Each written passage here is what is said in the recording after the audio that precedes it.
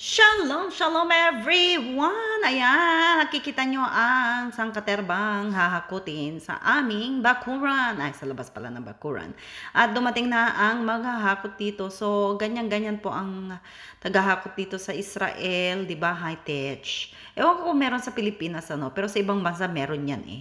Yung naghahakot ng mga pinutol na mga puno at yung mga sa garden.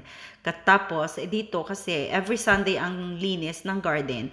And Monday morning, doon nila ipipick up yung dumi. So, hindi pwedeng magpapalinis ka ng garden na sa gusto mong araw kasi may designated na araw sa bawat lugar po. Sa amin dito sa Migdal, dito sa Haborshim, Sunday ang linis and then Monday ang pick up ng mga dumi or sa garden na yung malalaking puno na pinutol. So, ayan lang naman, di ba? At least luminis na ang aming garden at tuwang-tuwa si Lola kasi aburido siya sa harapan ng bahay niya. Maraming dumi daw at hindi siya makalakad sa harapan. So sabi ko, sablanot, hintayin natin ang maghahakot. So pakita ko na sa inyo ang ang aming garden.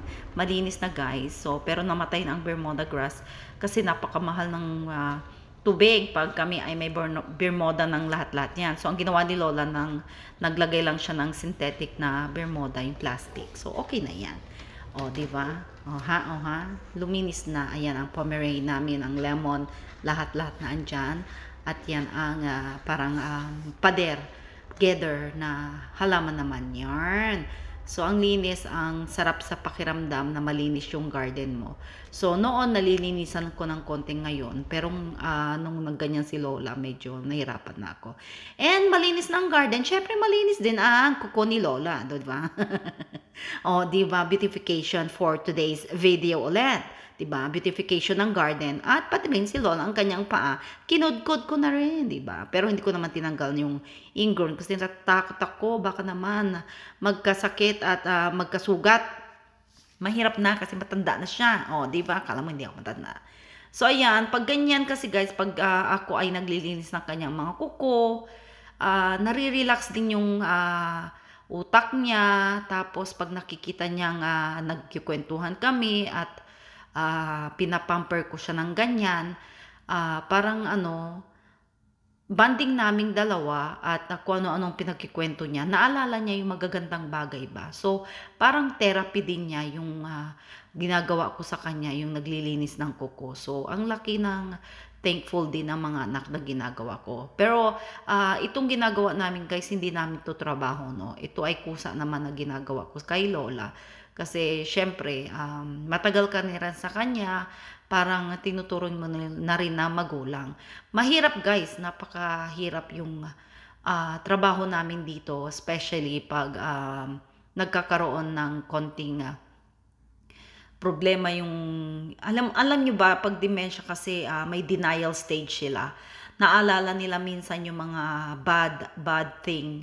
Tapos, yun ang nagkukos ng hindi sila natutulog ng 24 hours ago. Yun ang pinakamahirap. Yung wala kaming tulog ng buong gabi, buhay na buhay ang kanyang diwa, at tawag siya ng tawag, na naihi, na ewan, na wala namang ihi. Parang ganun ba?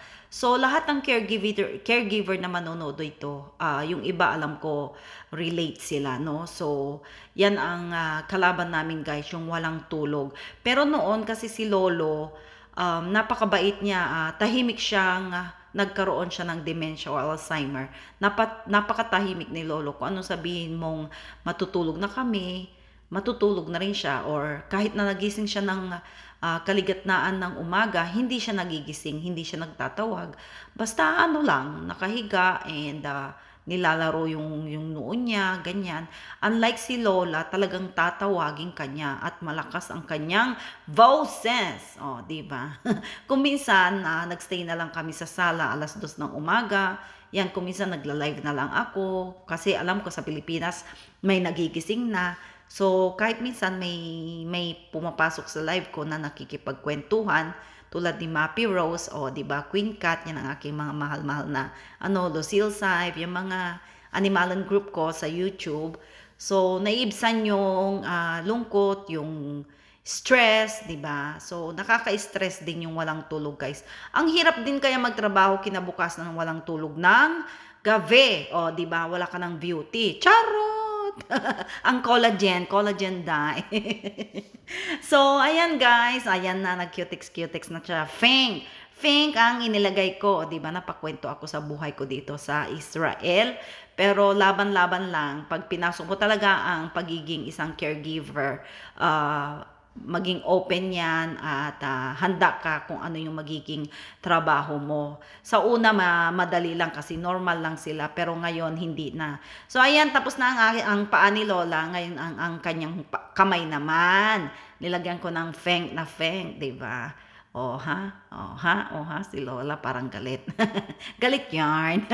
Ganyan talaga ang mukha ni Lola, parang laging galit. Pero, ako na lang nakikibagay kasi syempre, caregiver ka, dapat alam mo din kung paano mo kilitiin yung alaga mo pag ganyang pag-uugali niya is medyo masungit. Si Lola medyo masungit yan na strict noon at masyado siyang malinis sa bahay, pero for almost 13 years napagtiyagaan ko naman, guys. Alam mo naman ang Pilipino, 'di ba?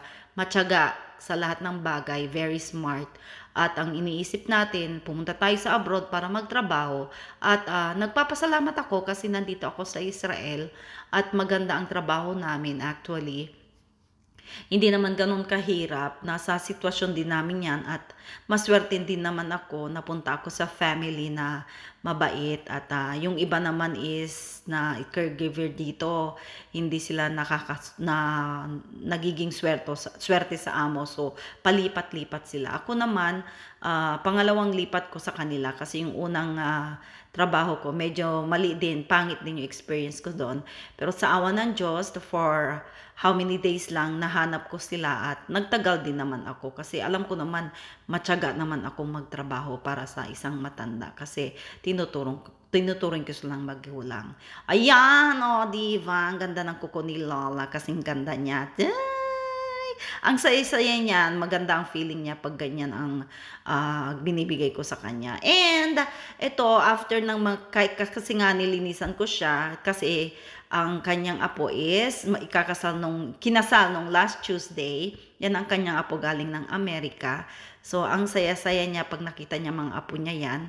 And masaya na malungkot kasi yung father niya is namatay last year. So, yung lalaking yan, anak niya. So, yan, cute-cute, diba? Oha. Ang saya. And apo din ni Lola sa tuhod. Yang kambal na yan na si Cutie Pie. Apo din niya yung naka-black na yan. So, inakyat na Lola yan sa taas nung nakaakyat na yung bride and groom. So, ayan ang bride and groom. Very simple ang Jewish wedding, guys. Hindi ka guys sa Pilipinas, bongga talagang magagastos ka. Pero dito sa Israel, very simple ang kanilang kasal. Para siyang lang sa mayor, ganon. Nagsuot lang sila ng damit na ganyan. Pero very, very simple. Ang bilis ng party, no? Ayan ang mag-ama. So, ayan ang rabbi. Yan ang rabbi na nagdaos ng kasal at kinuha niya yung anak ng mag-asawa ng kinasal at sila ay sumayaw at very, very malapit sa mga pamilya. Ang batang yan, mabait. Hindi siya mapili sa mga tao. Actually, nakikilaro siya sa akin pag pupunta siya sa amin dito. Ayan ang tinatawag na sit-sit. Tapos binibless yung lalaki na ikinasal. So ayan, nakita nyo yun kung paano kasal na ang mga Jewish. So I love this family, guys. Napakabait nila. Tinuring nila ako na parang kapatid din. Kasi kahit na nasa Amerika sila, pag tumatawag sila, tinatawag din nila ako at kinakausap kung kumusta ako. Kaya I'm very blessed na napunta ako sa family ni Lola dahil mabait naman sila sa akin at sa aking anak at sa aking family sa Pilipinas. Bye! God bless! Shalom!